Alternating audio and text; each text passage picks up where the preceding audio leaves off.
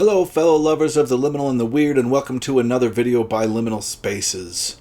I am just barely slipping under the radar here, and I am getting in my second read for Rocket Summer, just at the very end of the second week.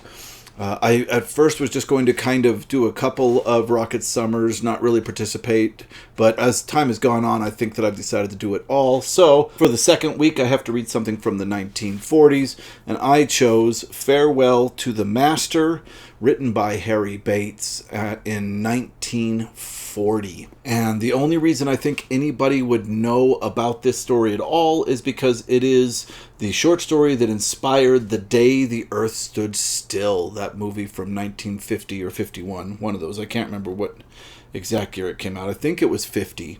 Yeah, that's the only way they could sell this book, is by putting that information on the cover there, that this is the story that inspired that film. Because other than that, I've never really heard anybody talk about this. This was a wonderful surprise because it was very scary, which I did not expect. This is a mixture of the early weird tales and golden age science fiction. And what's really scary about this story is the robot, who is, I think, called Gort in the movie, but is called Newt in the book here. G-N-U-T. Newt, Nut, I don't know. I assume the G is silent. This robot is terrifying, and there were points when I was reading this that my heart was racing because of how well this writer, Harry Bates, was able to portray the terror of somebody dealing with a technological being that way surpasses the technology that they are used to. Really, really wild. I'll stop there for now. Let's do a quick synopsis of this story, because the reason that they say that this story inspired The Day the Earth Stood Still is because The Day the Earth Stood Still does not follow this plot at all. So let me give you a quick synopsis. We open in an Earth that is a future Earth where travel amongst the solar system has occurred, and I think there's even been a little bit of colonizing of Mars. And one day, and I think it's in LA if I remember correctly, I might be wrong on that city, a spaceship just appears in this plot of land.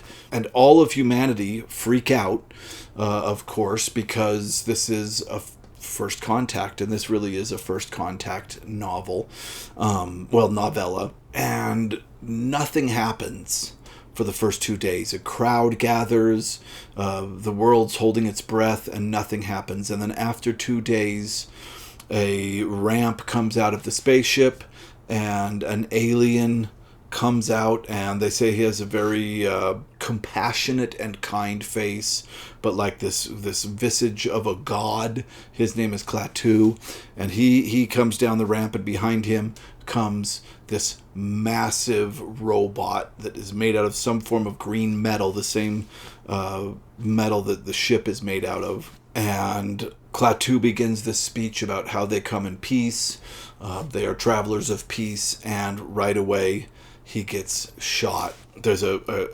person that's in a tree that is terrified that these aliens are demons from hell that have come to destroy the Earth. So Klaatu gets just his introductions out, and he is shot by this mad, paranoid man in the tree.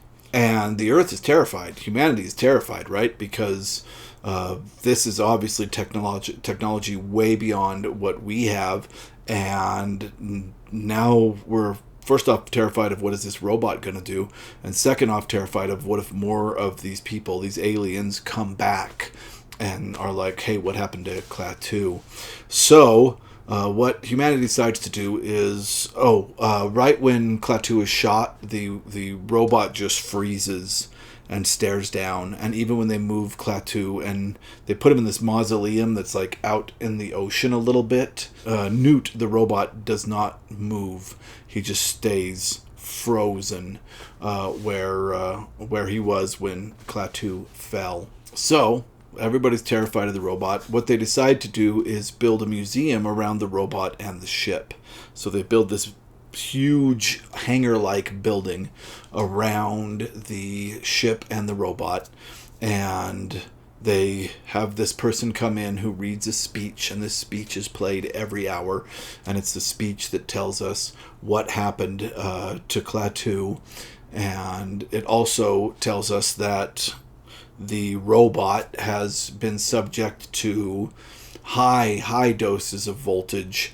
The atmosphere has been shot through with corrosive acids. It's not now, of course. Nobody was in it when they did that. But anyway, they've also kind of tried to smash up this robot. There's no dings on its metal or anything. It looks just like it did when it came out of the ship. But they assure everybody that it is no longer a functioning robot. But it is illuminated from within with a red light, and its eyes are red. And one of the things that is mentioned is that no matter where somebody's standing in the room, it looks like the robot's eyes are right on them, which is pretty scary. But that is the ground situation. All that is explained because we hear the first time the speech runs through in this museum. Our protagonist is named Cliff, and he is a journalist, and he is trying to get pictures of this robot. And he's been there for a few days getting pictures of this robot, but one day he noticed that when the light hits the robot in a certain way and he's standing in a certain place, the robot looks really menacing, and he wants to get pictures of the robot in that perfect light. And he's taking these pictures, and he realizes, as he's looking at this robot about to take pictures and thinking about the pictures he took the day before, that something has changed. And what it is the robot, the way that it was standing the day before, there was a line in the tiles that showed right next to its big robot foot. And now the big robot foot is covering that line. So he's like, oh my God, this robot is moving. And he's terrified, but he decides this is a huge story that he has to break. So he decides to hide in the hangar once all the scientists and everybody leave and try to spot this robot moving at night when nobody else is around.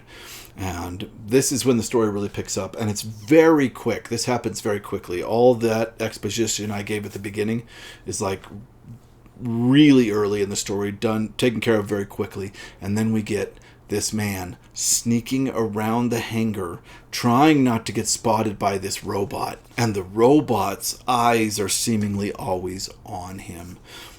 And the robot does start moving, and it's absolutely terrifying.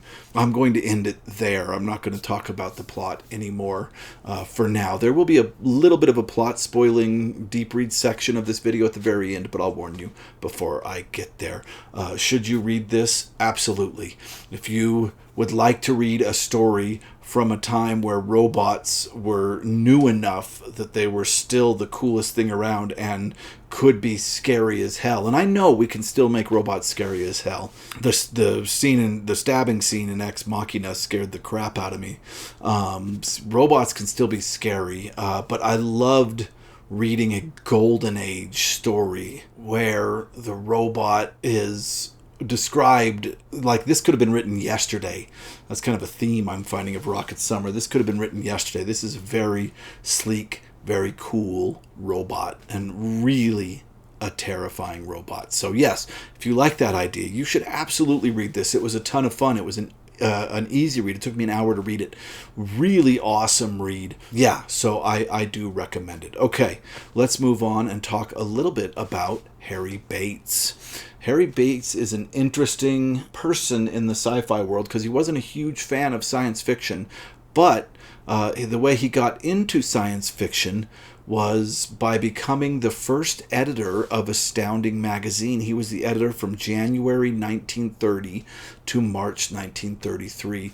Basically, he was the first editor. He was the editor of Astounding from its inception all the way up to 1933.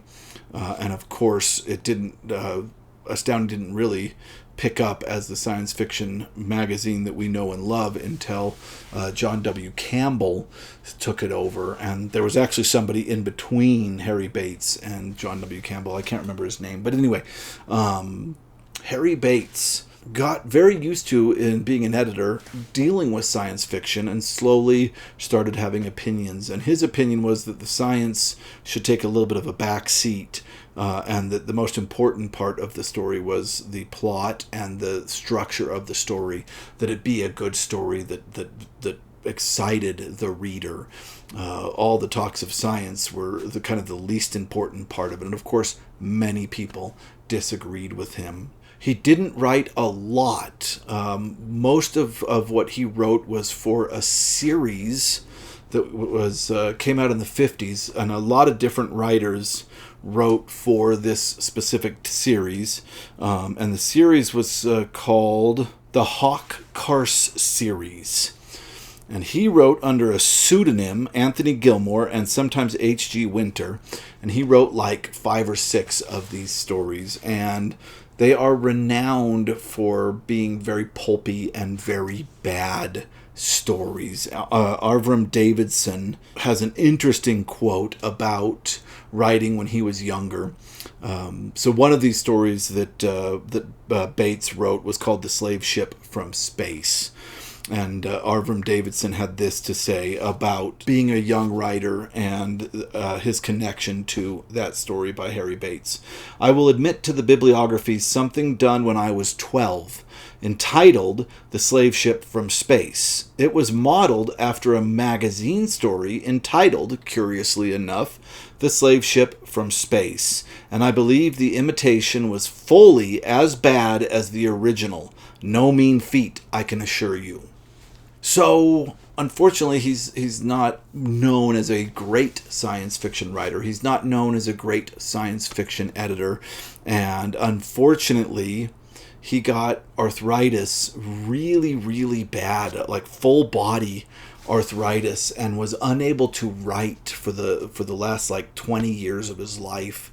And there's a funny story about that I'll tell in a minute. But we do have like 4 or 5 stories that are just standalone science fiction stories, and this short novelette, Farewell to the Master, which is what he's really kind of known for the most today.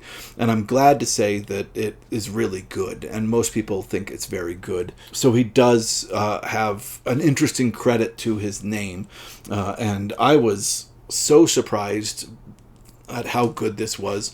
And it's a mix, I'd call it science horror, which is not something that I come across very often. I know like Alien and stuff like that, Who Goes There by John W. Campbell. Yeah, this is science horror, and it's really incredibly done. Okay, there's a funny story about Bates and Sam Moskowitz. Sam Moskowitz was editing a magazine called Science Fiction Plus, and he took 2 novellas by Bates and published them in this magazine. The first was called The Death of a Sensitive. That came out in May 1953. And it was ranked as Moskowitz as the best story the magazine under his editorship ever published, which is huge.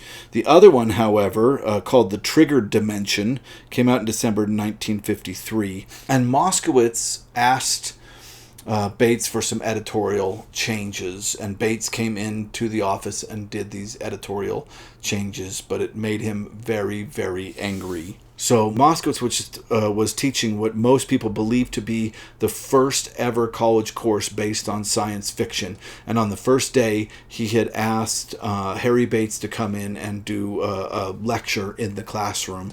And Harry Bates, as an anger for having had to edit his piece, didn't show up, which left Moskowitz in a really uncomfortable position with his students.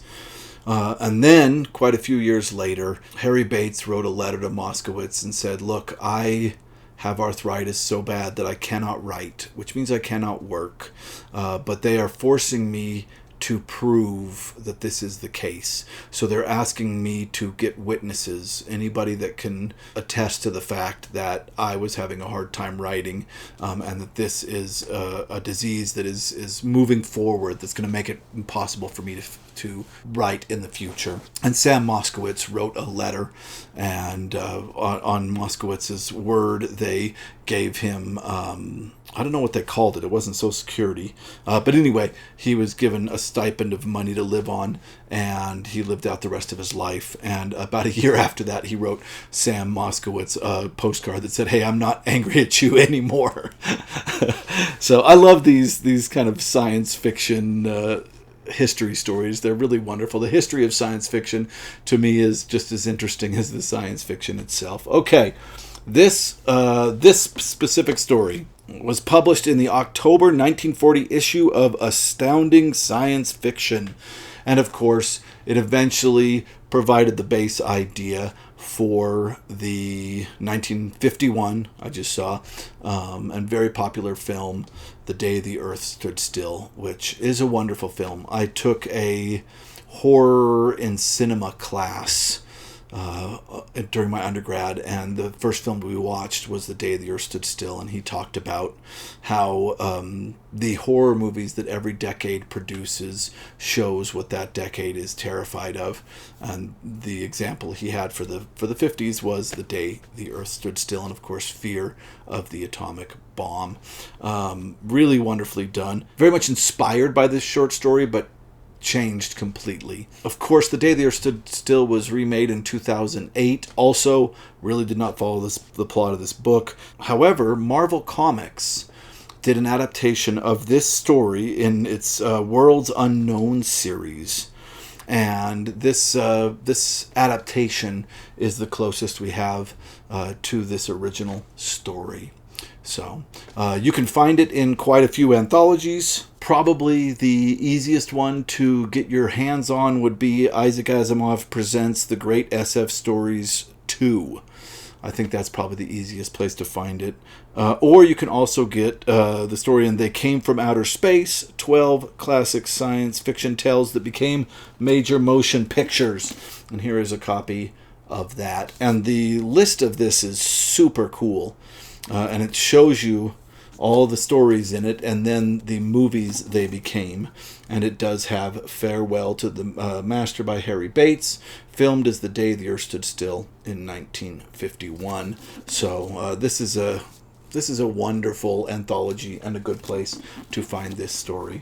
And I highly recommend you go out and grab it and give it a read. It was a lot of fun. Okay, spoilers from here on out. I am going to talk about, just for a second, the ending of this novel. And there is a twist that is really interesting.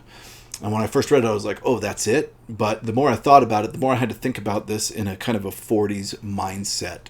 So, of course, the end of the 50s movie is superior firepower, right? This alien robot is able to say, look, if you start trying to have wars in space, we're just going to wipe you out. We have better weapons than you do. We're going to wipe you out. And they use that as kind of a metaphor for the atomic bomb and America having the atomic bomb. But this had a different twist, and it's a twist at first that seems very small. So here's the twist. The entire time, Farewell to the Master has been about Klaatu, and at the very end, our protagonist, Cliff, is working with this robot. There's huge chunks of the story I'm not giving away, but I just want to talk about this one little twist. Anyway, he says, if you talk to your master again, Klaatu, tell him that the Earthlings did not mean this. And Newt, the robot, looks at him and says, you have made a mistake. I am the master, not Klaatu.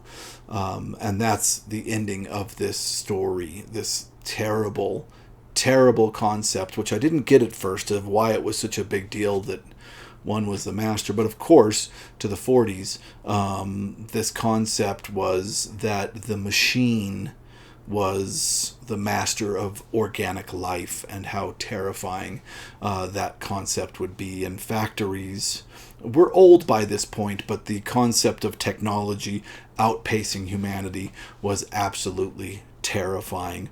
And I really enjoyed, at first, like I said, I was like, that's it. But the more I thought about it, the more I really enjoyed this wonderful twist in this story. So there you go. I don't usually read stuff this old. I have a tendency to hang out around the 60s and 70s, the new wave science fiction era, because that's where the literature is the weirdest. But I've really enjoyed going back on these wild rides of this incredible golden age science fiction, and I do enjoy golden age science fiction. So yes, this was a wonderful read for the 1940s. Pre-1940s, of course, last week I did The Machine Stops by E.M. Forster, which I didn't even know he wrote science fiction, and that was an incredibly prescient novel. It was really fun, so if you want to go back, you can see that. And next week I'm heading to the 1950s, and I am reading The Dying Earth by Jack Vance. Now, I know and a lot of you right now are saying, that's not science fiction, and I get it, but I am holding on to the science fantasy label for this one. It does take place on Earth way in the future, so I think that counts. And I'll be honest, I am enjoying this really thoroughly. This has been a great read so far, so you can look forward to that next week. All right, thank you very much for watching. If you'd like to support the channel, head on over to the Patreon. For $5 a month, you get videos that don't come up over here on YouTube, and you can join the Discord, which is very lively and a lot of fun. Thank you very much for watching, and I'll see you next time.